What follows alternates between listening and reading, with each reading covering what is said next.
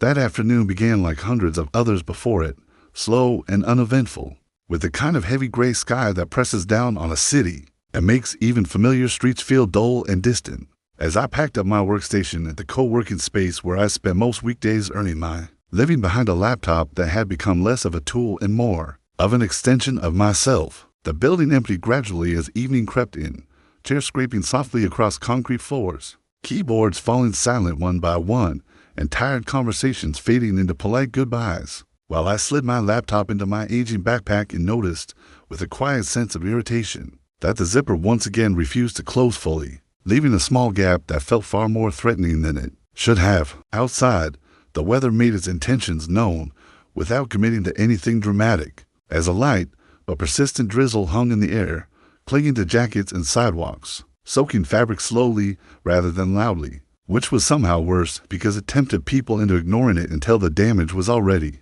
done. Knowing how expensive repairs could be and how little margin I had for replacing essential work equipment, I stopped under the awning, pulled my laptop back out, and tucked it under my hoodie, pressing it flat against my chest with one arm while using the other to force the zipper closed, just enough that the bag wouldn't gape open completely. I didn't think about how it looked or how it might be interpreted by anyone else, because the decision came from habit and necessity rather than calculation. And with my head pulled slightly forward and my shoulders hunched against the damp cold, I walked the short distance to the bus stop while listening to the hum of traffic and the faint hiss of tires slicing through wet pavement. The bus stop was already crowded, filled with the usual mix of office workers, retail employees, students, and exhausted strangers who shared nothing except the same destination for the next 20 minutes, all standing beneath a scratched plastic shelter that rattled softly whenever a larger vehicle passed by. I positioned myself near one of the metal poles,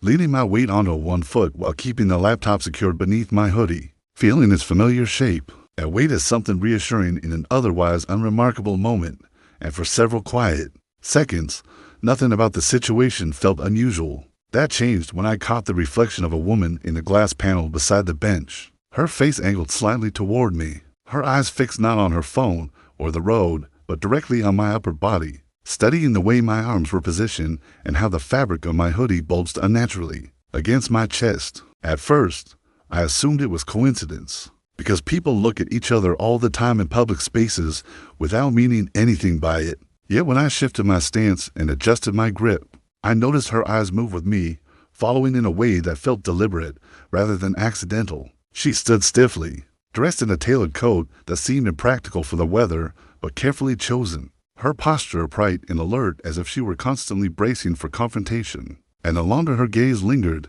the more aware I became of my own body language, suddenly conscious of how guarded I must have appeared. When she finally spoke, her voice was sharp and carried easily through the low murmur of the crowd, cutting into the quiet like a snapped twig, as she said, "Excuse me," with a tone that suggested she was not asking for my attention, but demanding it. I pulled one earbud free and turned toward her, already sensing that this interaction was not going to be brief or friendly, and replied with a simple yes, while trying to keep my expression neutral and open. "What are you hiding under your hoodie?" she asked, her eyes narrowing as she gestured vaguely toward my chest, her words heavy with accusation rather than curiosity. The question stunned me, not because it was insulting, but because it was so disconnected from my reality that my first response was confusion rather than anger, and I found myself repeating the word hiding out loud as if saying it might clarify what she meant. She nodded sharply, her lips pressed into a thin line, and repeated that people didn't clutch themselves like that unless they were concealing something,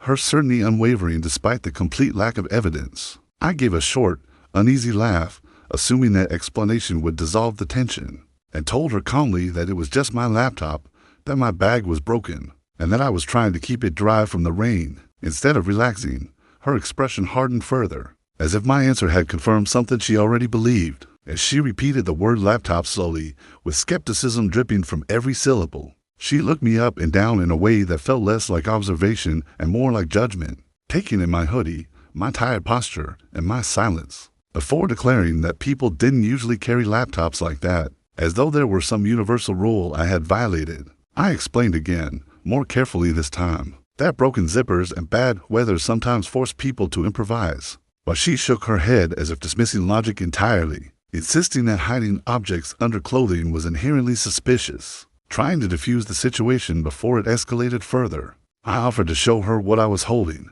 lifting the edge of my hoodie just enough to reveal the unmistakable rectangular shape of a slim laptop pressed flat against my chest. Her reaction was immediate and dramatic as she stepped backward with a sharp inhale, accusing me of being aggressive and inappropriate, her voice rising in volume as nearby commuters began turning their heads toward us. I froze in disbelief, realizing too late that what I saw as transparency she interpreted as threat, and that the gap between our perceptions was widening faster than I could close it with words. She announced loudly that she felt unsafe, that my behavior was concerning, and before I could respond, she reached into her purse and pulled out her phone with the determined efficiency of someone who had rehearsed this moment many times before. As she began tapping at the screen, the air around us shifted, curiosity turning into discomfort as people instinctively edged away, creating an invisible circle that isolated me in the center of attention. When she raised the phone to her ear and reported a suspicious individual concealing an object under his clothing,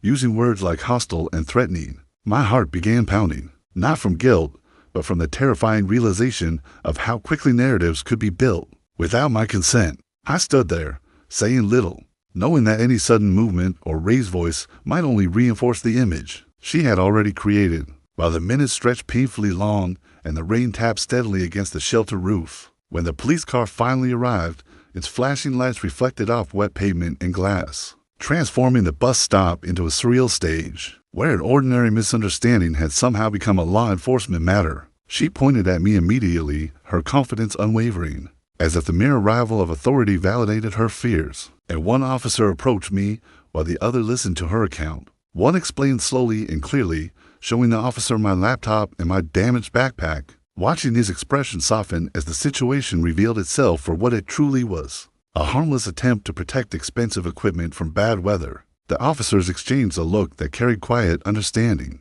and when they informed her that no law had been broken, her frustration boiled over into indignation. Insisting that feeling unsafe should be reason enough, they responded calmly, explaining that discomfort alone was not grounds for action, and in that moment, the tension that had wrapped itself around my chest finally began to loosen. When I was told I was free to go, relief washed over me, mixed with exhaustion and a lingering sense of disbelief that something so small had come so close to becoming something far worse. As I boarded the bus and took a seat by the window, watching the city blur past in streaks of reflected light and rain, I replayed the entire encounter in my mind, not with anger, but with a sobering awareness of how fragile public trust had become. That night, as I fixed the zipper on my backpack, I realized that while I could control my belongings, I couldn't control how strangers chose to interpret ordinary actions, and that realization stayed with me far longer than the rain ever did.